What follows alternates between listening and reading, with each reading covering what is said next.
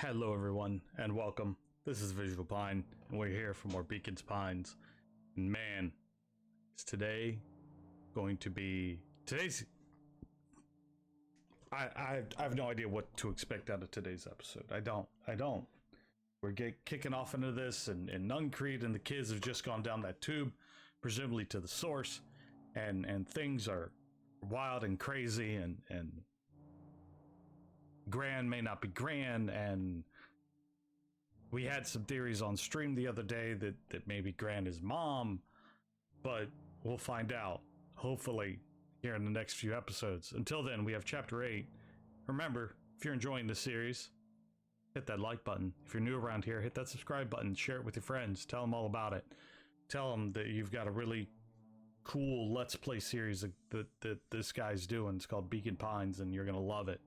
And share it with your friends, have them watch it, because yeah, this is good stuff. This is the kind of Let's Plays that, like, you only do once, because the surprise is all gone after you've done it once. So unless there's a completely different way I can play this game, and I don't know about it. Excuse me, but we'll find out. So here, let's just jump into Chapter 8. If the game will let me. The cold, there we go. Hard truth. Beck leapt up, allowing the suction to yank her into the dark. Dimness eclipsed around her like the shutter of a camera, as she seemed to cover great distance in mere moments. Her only points of reference were glints of upcoming turns, which approached with frightening speed, only to carom her gracefully along.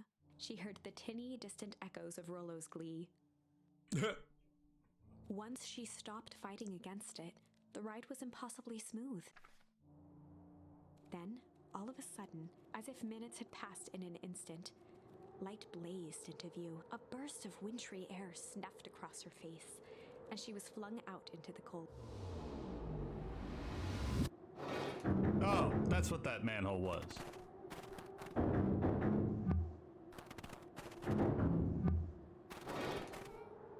That was intense. Yeah. I think I might have parted with some fluids in there. Any idea where we are? Somewhere cold. Doesn't look like it got any of us. Got on any of us.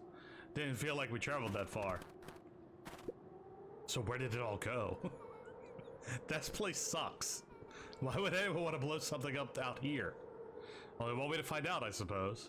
We gotta catch up to Nuncreed. I think he went this way. Yeah, you think he went that way, but we're gonna visit Dad again. So remember, we've been here in another timeline. This looks familiar. Yeah. Maybe we clear off the snow. No time, Nuncreed's getting away.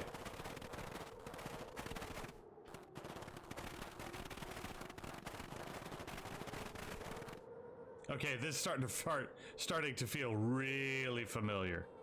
I may not be the most well-versed in all things Beacon Pines, but this does look like some of the sort of frozen replica town. Ah, I got it. It's obvious now. Mr. Nuncreed is an alien. Rollo, stick with me here. His species can only live at sub-zero temperatures. Oh boy, here we go. Source is their base camp dimension, so naturally they keep it cold. We found it by traveling through those metallic wormholes back there. The final objective: kill us all and shapeshift into Beacon Pines, the citizen of their choosing. You never really had me, but you very much lost me there. You get used to it. We keep moving.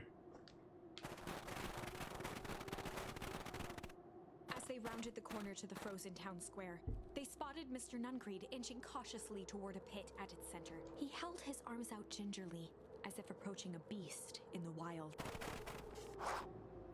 Upon closing the distance, Luca recognized what Nuncreed was after. Gran stood confidently at the edge, one arm outstretched over the abyss nearby.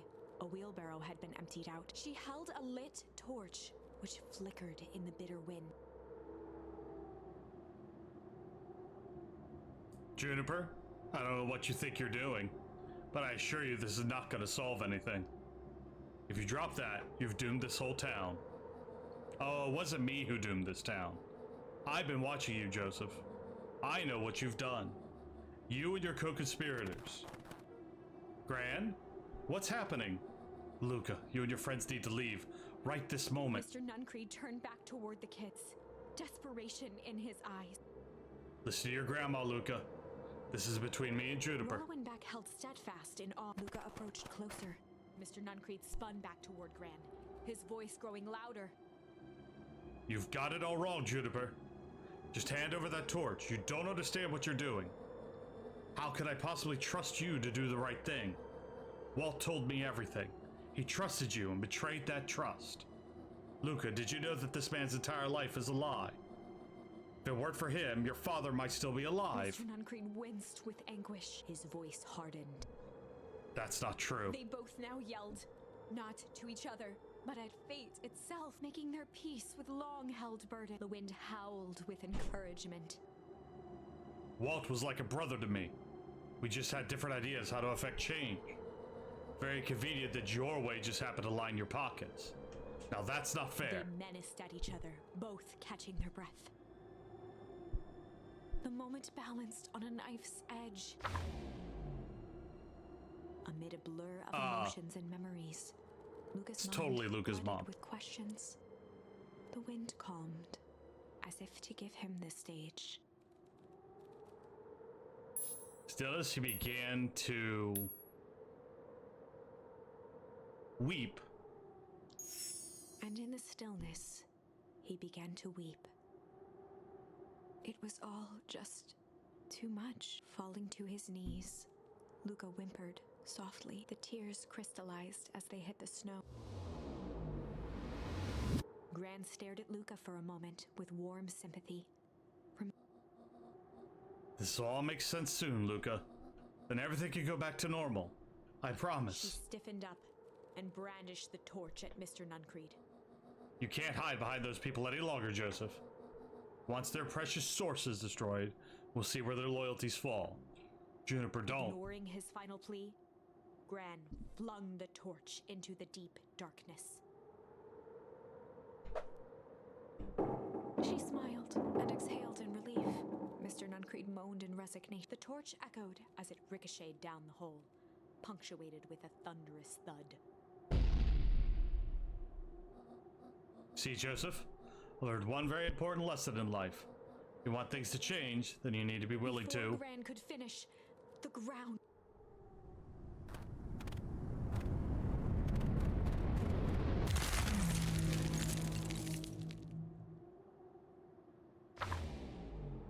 Well, that didn't work. Gran only had time to spin around and run to Luca. Her attempt to shield him, an honorable but trifling act. Unflinching love, pitted against an unthinking horror. There was no contest.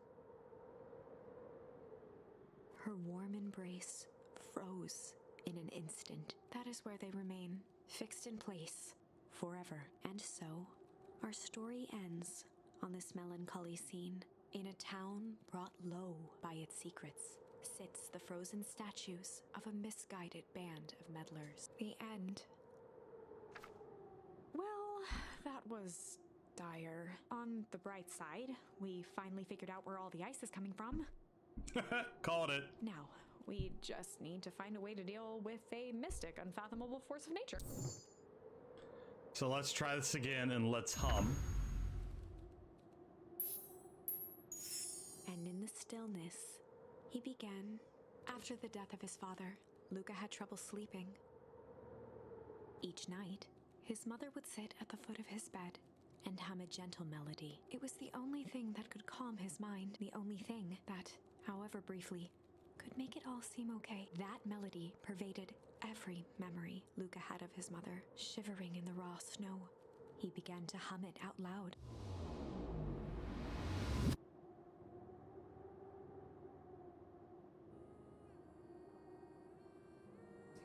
Alright.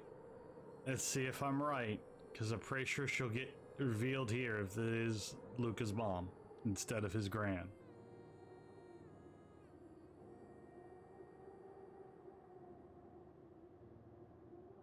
Gran lowered the torch, listening closely. As recognition slowly set in, Her heart sank. Those countless nights of consolation, the incomparable loss they shared together. She let the torch fall to the snow and sizzle. A few steps toward Luca was all she could bear before dropping to the snow herself. Through a flood of tears, she began to hum along. No. Sorry, I'm cutting her off a lot today. I apologize.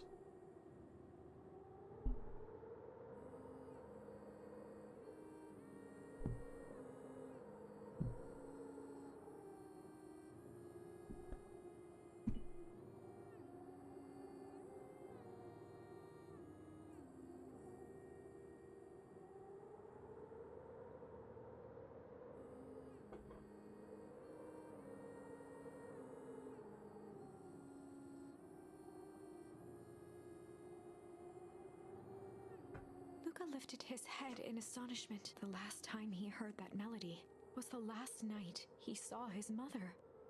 How do you know? I'm so sorry, my little buckaroo. Buckaroo? The only people who call me buckaroo that call me that are my mom, my dad, and your mother. Luca blinked through blurry, watery eyes, trying to see more clearly. He could just make out the impression of a familiar face. He peered across the snowscape at the woman on her knees. Something about her was undeniably his mother, only smaller, older, changed. Mom? That's right, buckaroo. Mom! Luca sprinted as fast as he could toward his mother. They held each other close, and the cold retreated from their bodies.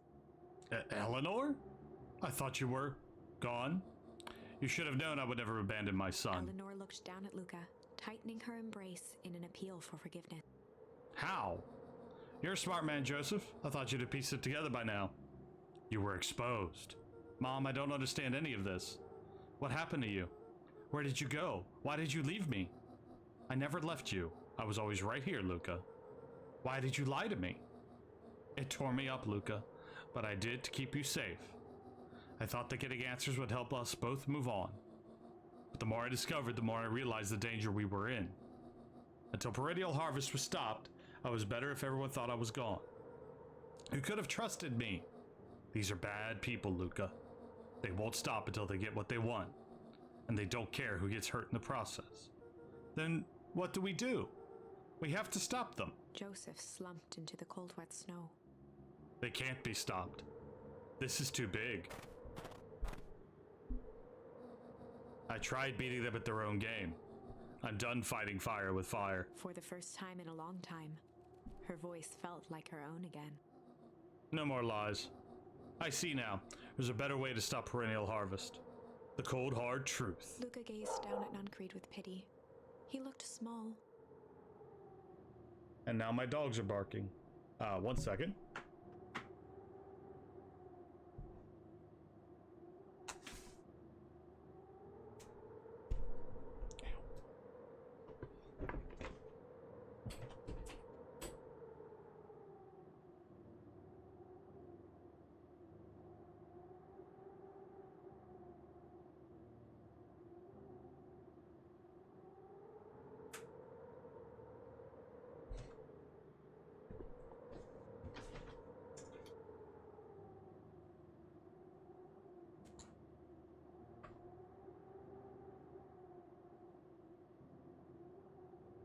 Sorry about that.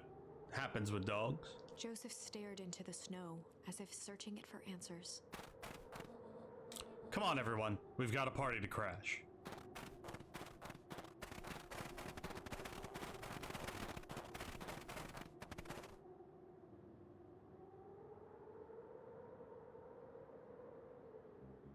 You don't understand.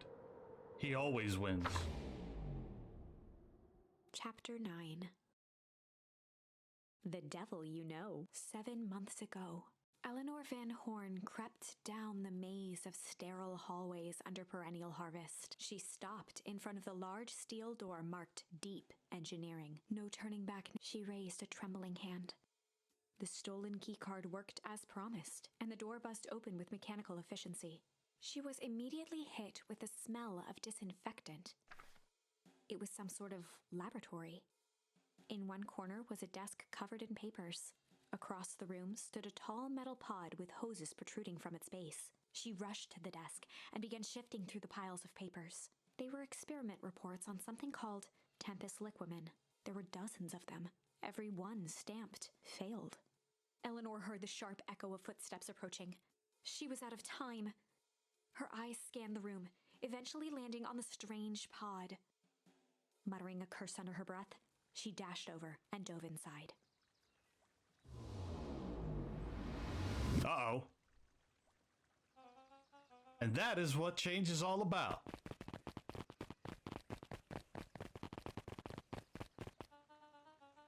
Grabbing the future by the scruff of the neck and making things happen. Change is a choice. And I am tickled pink that we all be making this choice together. How great is that? This man is a liar. Excuse me? I will not.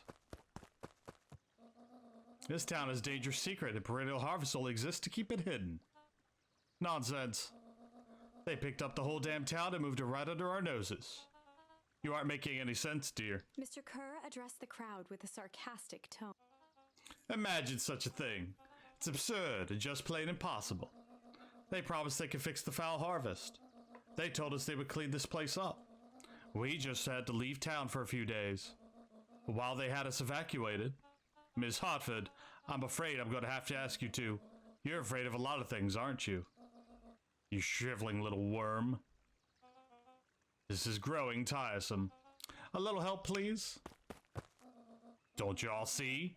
This festival is a sham. An excuse to have the whole town gather in one place. They're planning something awful. I don't know what, but these people are wicked. Don't listen to her. She has absolutely no proof. I am the proof. I'm Eleanor Van Horn. Whispers filtered through the crowd. Well, aren't you sneaky little as the Dickens?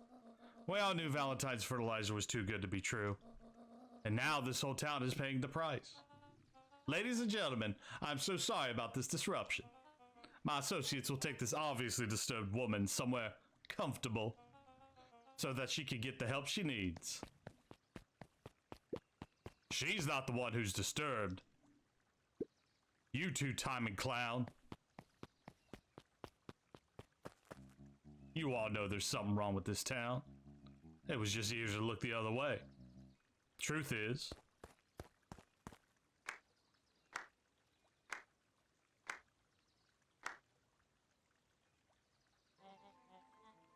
that's quite enough, Mr. Nungreed.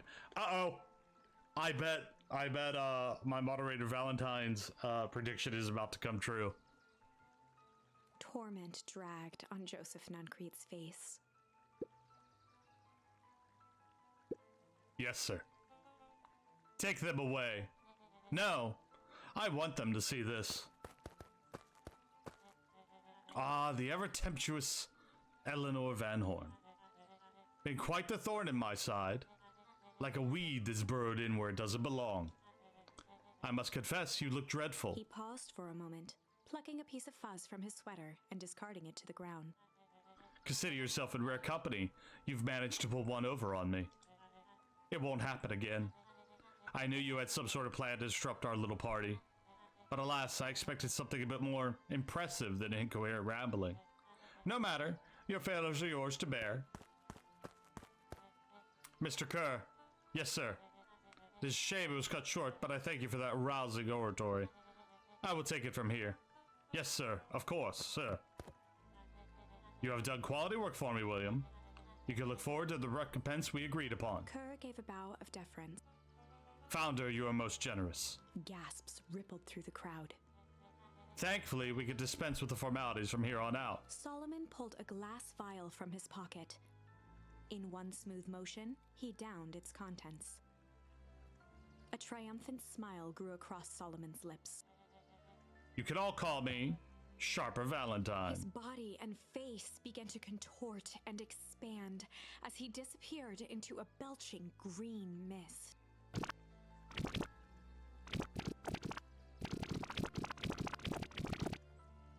A hushed horror gripped the crowd. This is a story about change. What? No! Ah, so you didn't see that coming. Good. Sharper examined his new hands. Well, this is quite the improvement. Everything looks so much smaller now. Eleanor was right about one thing. This festival was a ruse. I wanted you all to witness my glorious return with your own eyes. Why does everyone look so downtrodden? This is a celebration, people. Maybe it would help if we set the mood. Mr. Kerr, be a dear, reveal the sign. Ha! Wonderful. Sharper choked out a crude squawk of a laugh. Frustrated grumbles sprinkled through the crowd. Sharper, you malicious bastard. Ooh, we get malice. I'm glad you're back, so I can tell you to your face. You destroyed this town. We ain't gonna let you get away with it again. Sorry, this is not the time for audience participation. Some assistance, Mr. Kerr? William Kerr gave a subtle nod to the clipboard. You coward. Does anyone else have something to contribute? A helpless quiet settled over the crowd. I thought so. Did you all truly believe you could all be free of me?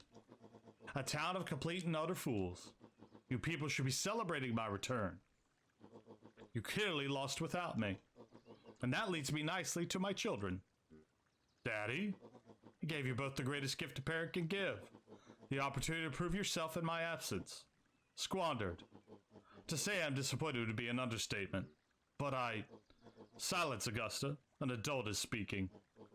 I don't know which was worse, a son who was completely hopeless, or a daughter with such potential who inevitably lets me down. Harris, you failed me with admirable consistency. Thankfully, I was counting on it this time. Father, I've been wasting my time, my dear.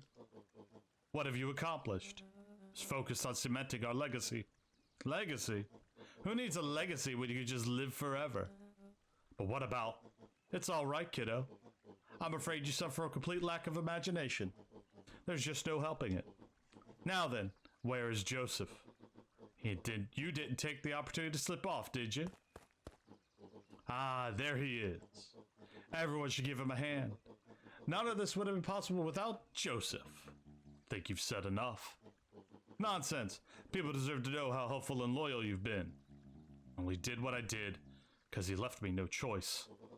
You always had a choice, Joseph. Simply too weak to take it. No matter. Cheer up. You are about to be rich beyond your wildest dreams. Should follow Mr. Kerr's example. When I found him, he was in a sorrier state than any of you. An aging actor, desperate to recapture his youth. He played his part, and soon he'll be able to play the leading man again. Forever, in fact, if he remains loyal. Goes for all of you. Well, those who haven't already filtered away my goodwill. Beacon Pines is mine again. And I'm willing to share its spoils in exchange for absolute loyalty. Are you saying William Kerr was never in charge of Perennial Harvest? Ha! You think that puffed up blatherskite could have accomplished all of this? Dawn, I suppose it's time for your big exclusive. Sharper addressed the crowd with indignant pride. He'd planned this moment for so long that now, at the deed's fruition, it almost felt frivolous. You see, I needed a figurehead to hold things down while I orchestrated my return. Someone to misdirect, lie, and bilk this town for a spell. So I invented William Kerr. Take your bow, you've earned it. Mr. Kerr flourished a preposterously elaborate bow. Patrick C. Montesquieu, thespian extraordinaire at your service. Founder, I just want to thank you again for this opportunity. Truly was a role of a lifetime. Wait. So if this Bill Kerr was a patsy, so this Bill Kerr was a patsy this whole time. Now that your secret is out in the open, what's to stop this town from rising up against you?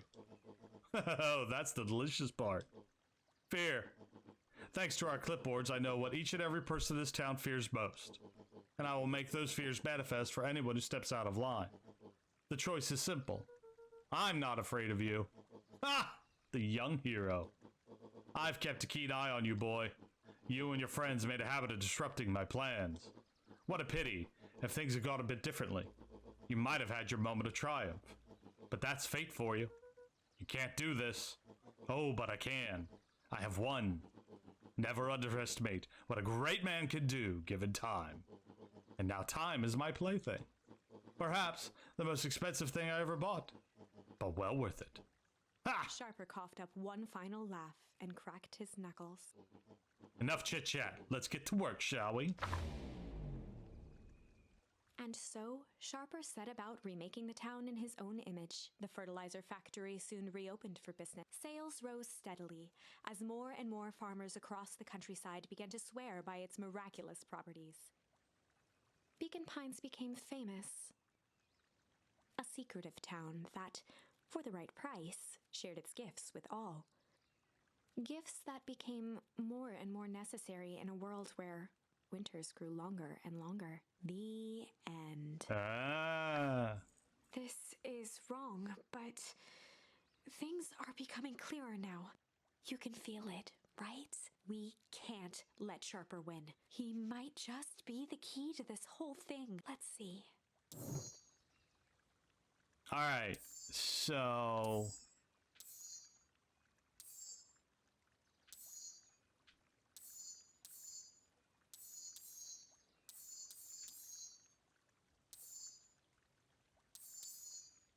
we go over here. Windows to the soul, and... Luca peeped out Mr. Nuncreed, kind-eyed, warm, stern face. There was a deeper emotion lurking behind it all. There was a malice. There was a malice lurking behind those eyes. Like a trap ready to spring. Luca felt the weight of Nuncreed's hand on his shoulder. Something wasn't right. He didn't know why, but something was telling Luca to get out of there. I just want this all to be over. Of course, I'm sure it'll all work out soon enough. I should get going. I told Roxy I'd check for Rollo at the treehouse. Luca twisted free of Nuncreed's grasp. Of course. Luca, you know your dad and I were good friends back in the day. You can come to me with anything. Anything at all. Just run, boy. Oh, pfft.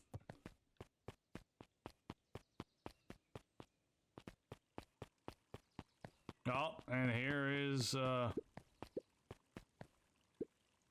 festival decorations are a bit humdrum.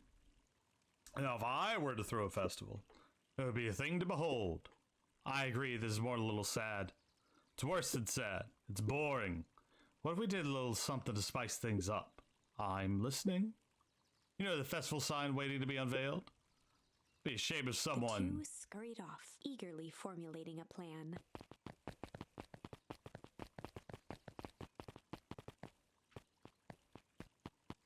Can I go listen in on the plan?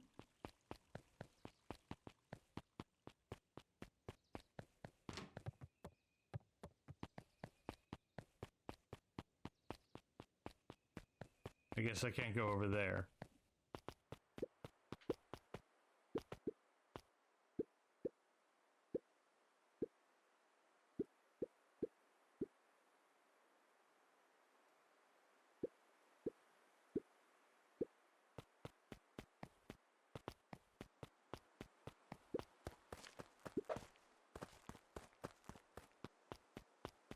Alright, so I guess I can't do anything.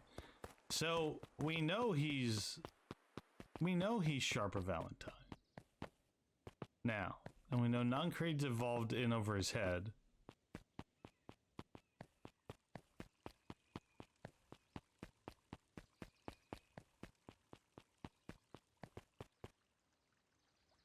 And there's... Identify yourself, please. Nellie Modwill. I work here now. I'm unable to locate you on our staff roll. Oh, I don't officially start until tomorrow. Mr. Kerr said I could come in early tonight. Get a few things done. Hold, please. Clearance authorized. Thank you. Our harvest awaits. What about me?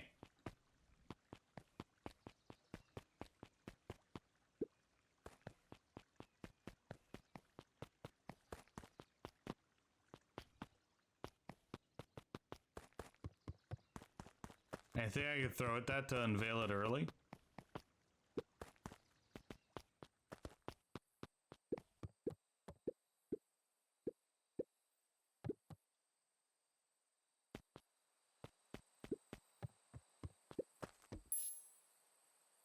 Oh. Luca tied a bent. If all you have is a hammer.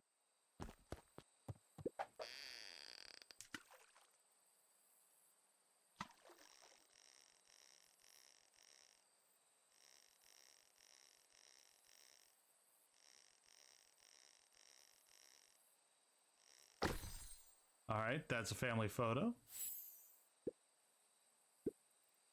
Let me see that. Huh, those two young fools. How'd I end up in the bottom of the pond? Who could say? Things are just hard to explain. I miss Uncle Joseph. How come he doesn't come fishing with us anymore? He's busy with his new job at Valentine's. The new job got to do with him fishing with us. It's complicated. Like I said, some things are hard to explain. Luca stuck a toy straw. Those things always get dirty anyway.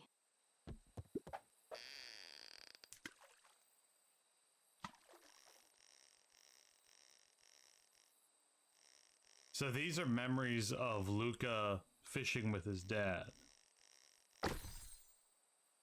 And the conversations they had. Should we give it to Mom? She likes jewelry. That's a sweet thought, Buckaroo. I'm not sure she'd fully appreciate a pond bracelet. Luca wrapped a twig of some fish half.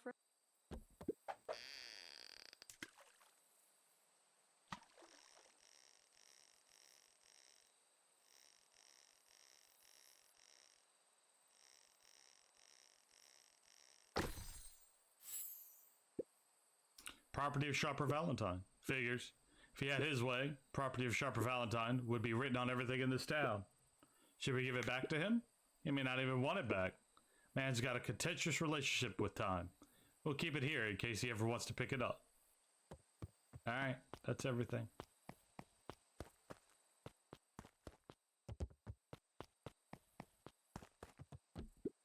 Rollo? He aired a long holler into the woods. Rollo! Rollo, wherever you are, I hope you're okay. Luca felt his eyes getting heavy and plopped into the beanbag.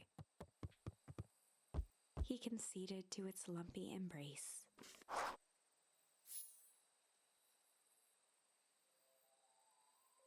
Once again, Luca found himself in a vast black expanse. This time, he knew exactly where to go. He took a single confident step forward. The world flickered and pulsed. He found himself standing in front of the frigid air of a blazing campfire. The source. He plopped down cross-legged and gazed into the cold flame, waiting. Soon enough, the fire began to die out, popping sporadically, until all that was left was a single ember. Luca stood up and dusted himself off.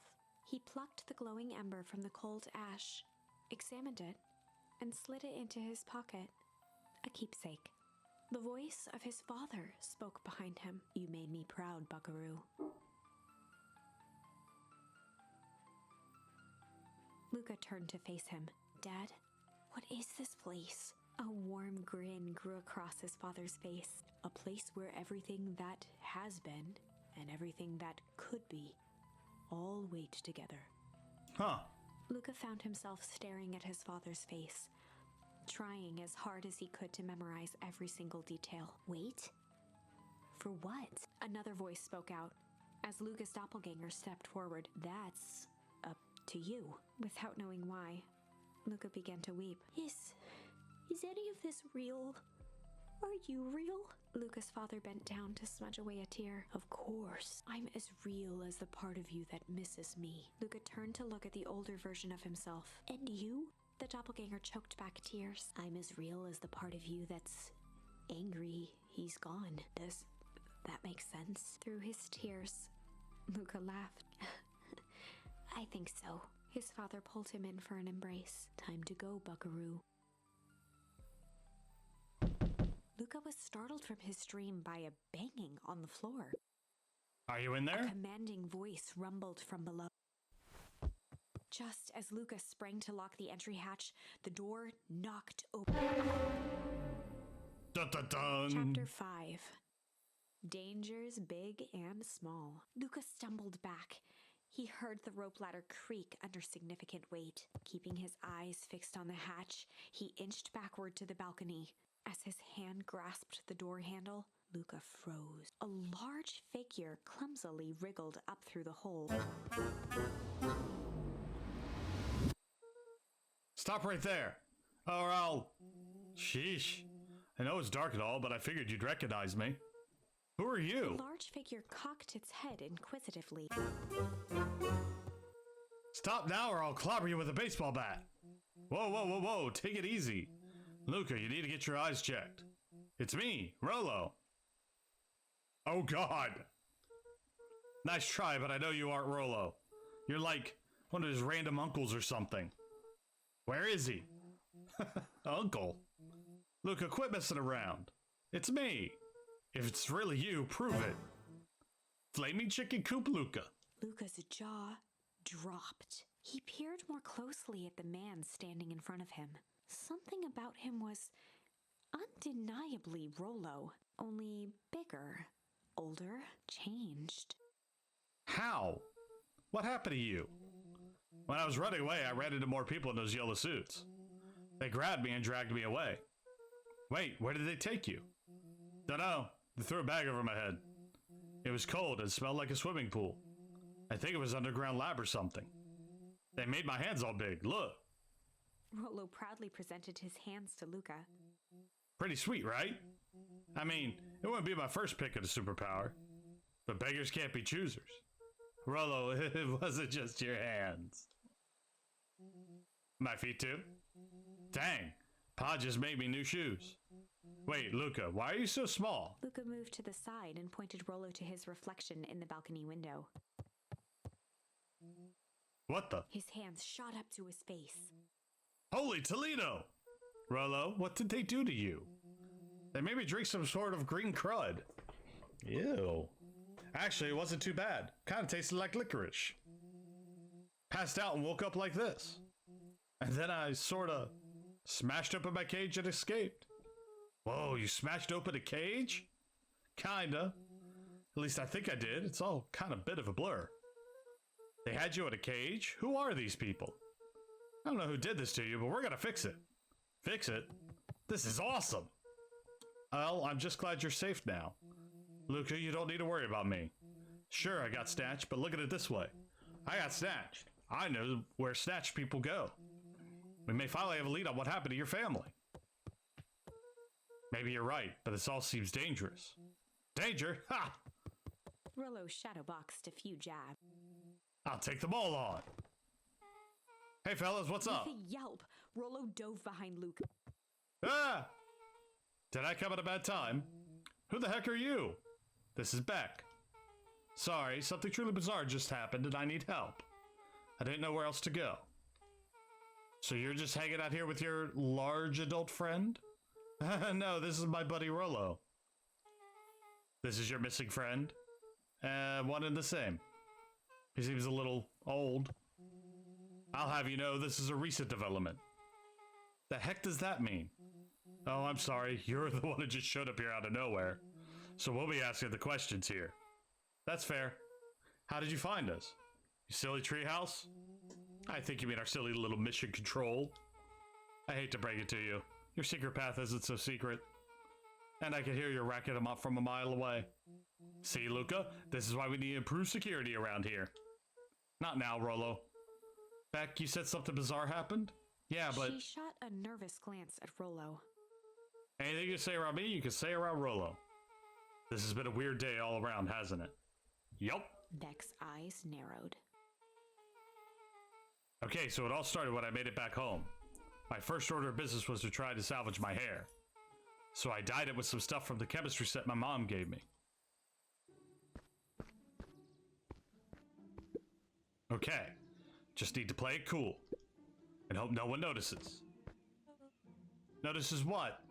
No, nothing. I was just... Come here and let me have a look.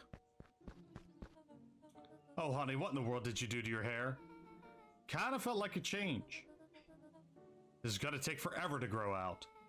You weren't the one who said the change was a good thing. You're the one who said the change was a good thing, right? I was talking about your mother's new job. I was talking about us moving. Well, I guess I just took your lesson to heart. Ilona tried to put on a smile. Before I forget, I came up here to tell you that Nellie had to go into work. Tonight?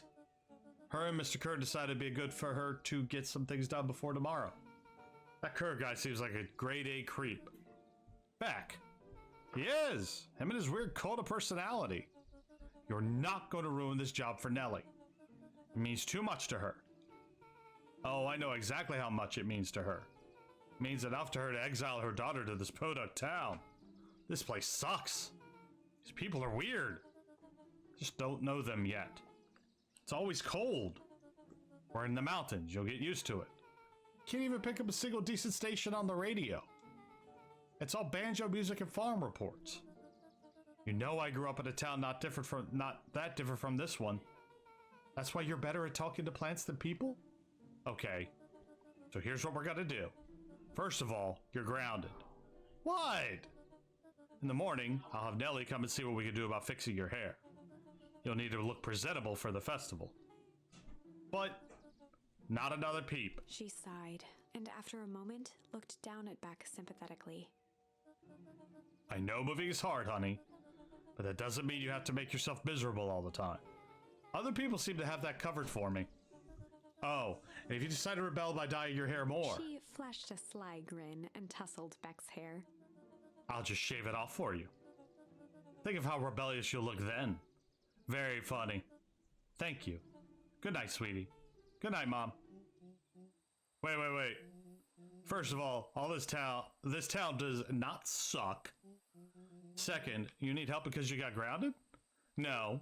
I'm sorry you got in trouble. It's my fault your hair got screwed up in the first place. Don't worry about it. I actually kind of like this look. Great. Can we get back to the story now? Next part is the important bit. I had this radio upgraded with my mom, and I was too angry to sleep. So I tried to dial in something worth listening to.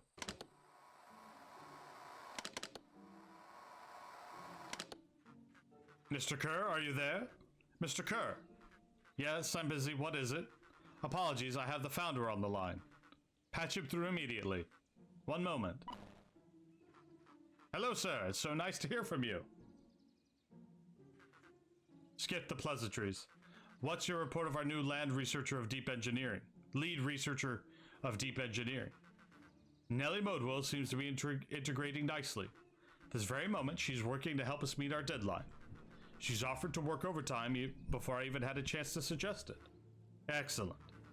You have faith that she's capable of finishing the work left by her predecessor? Her work must be complete before the festival. I'll make sure she stays day and night until it's accomplished. Good. Know how I feel about loose ends. Yes, sir. Oh, once she has finished the work, we need to make a determination regarding her long-term prospects in the company. Immediately, sir? Usually have more time to fully bring people into the fold. We're in the endgame, Bill. After your failures with Dr. Prescott, I can't afford to take any risks. Of course, sir. No loose ends, sir. Once she finishes the work, she will either leave the office completely committed to perennial harvest, or she won't leave at all.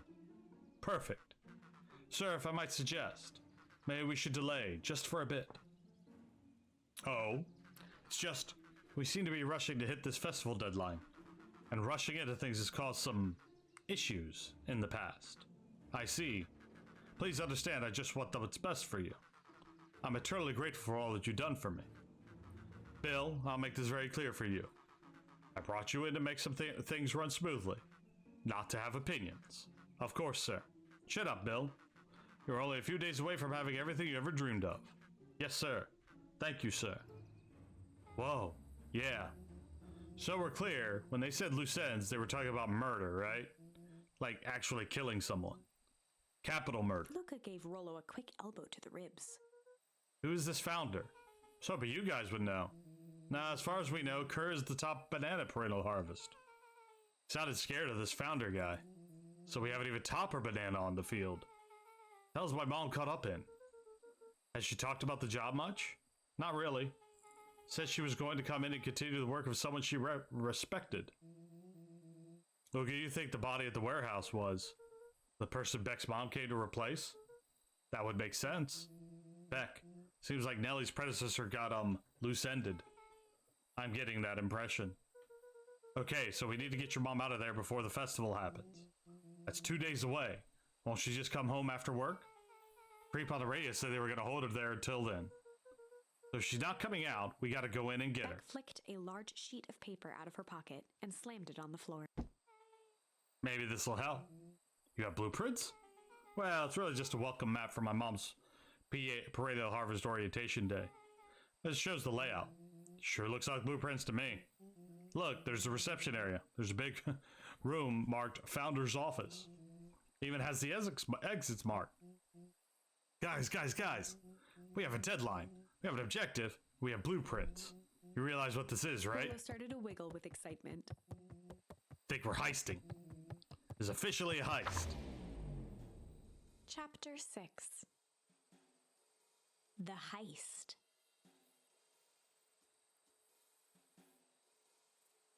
And that's where I'm going to leave y'all.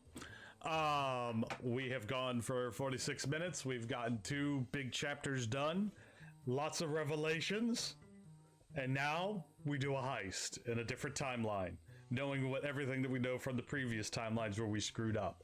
I love this game. This game is... I absolutely adore how it's laid out. Because you get some of the answers, but you don't get the whole answers for the whole picture at every end. You just get little pieces. We're so close to putting it all together and finding out what all happened with the foul harvest and the source. We're so close. So if you've enjoyed this episode, please hit that like button. You're new around here, share this video with your friends, hit that subscribe button, tell them to hit the subscribe button, and get a bunch of people enjoying this series, because this series is bloody fantastic. I've been the Visual Pine. I have had a blast today playing this for y'all, and I hope I'll see you for the next one. Y'all have a fantastic day. Take care of yourselves. As someone in my community would say, I'm the master at cliffhangers, and well, here we go. Goodbye.